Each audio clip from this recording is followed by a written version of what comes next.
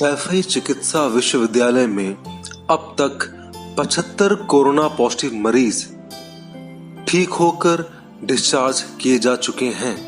इन सभी का holistic approach के द्वारा हुआ सफल इलाज।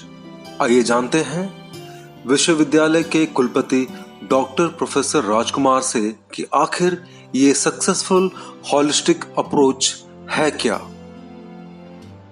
अब देखिए, मैं ये बता दूं कि ज़्यादातर पेशेंट्स जो हैं हमारे स्टेबल हैं। वो जब आए तो हमने उनका ट्रीटमेंट 3 भागों में बांटा। मतलब हमने उसका इन पेशेंट्स का होलिस्टिक अप्रोच की पेशेंट की, क्योंकि हम जानते हैं कि एलोपैथी में बहुत ज़्यादा कुछ है नहीं, तो इसलिए हमने एलोपैथी में तो मॉडर्न गैजेट की हेल्प ली, इन्वेस्टिगेशंस की हेल्प ली, और जो मल्टीविटामिन्स हैं और जो बॉडी की इम्यूनिटी को एनहांस करते हैं वो मेडिसिन हमने प्रयोग की, और वो हमने क्वारंटीन में अपने स्टाफ के लिए भी की। और इसके अलावा हमने क्या किया, एक आयुर्वेदा का सर्च करके कि क्या किसमें साइंटिफिक कंटेंट है उसको करके हमने एक आयुर्वेदिक काढ़ा भी प्रयोग किया। वो काढ़ा हमने पेशेंट्स को भी पिलाया और वो काढ़ा हमने अपने क्वारंटीन के हेल्थ वर्कर्स को भी पिलाया, और 2 बार पिलाया रेगुलरली।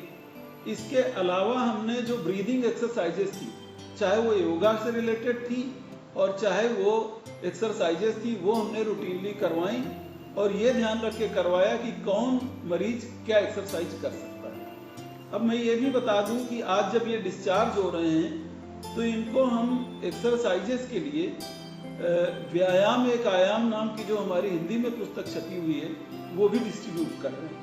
तो आज जब इनको हम डिस्चार्ज कर रहे हैं होलिस्टिक अप्रोच के साथ, तो हम ये भी इंश्योर कर रहे हैं कि वो घर में जाके क्या क्या सावधानी रखेंगे, कितने दिन वो होम क्वारंटीन में रहेंगे, क्या क्या मेडिसिन लेंगे, और क्या प्रॉब्लम होने पर वो हमको रिपोर्ट करेंगे। ये सावधानियां वो करेंगे।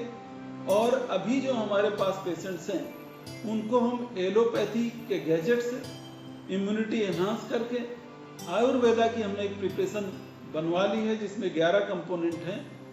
हर इंग्रेडिएंट सोच समझकर उसमें डाला गया है, और उसका प्रयोग हम जो मरीज थोड़ा भी सीरियस होंगे उनमें प्रयोग करेंगे। अभी हमारे पास 4 ही मरीज ऐसे हैं जो स्टेबल नहीं हैं, उनके बारे में हम कुछ नहीं कह सकते।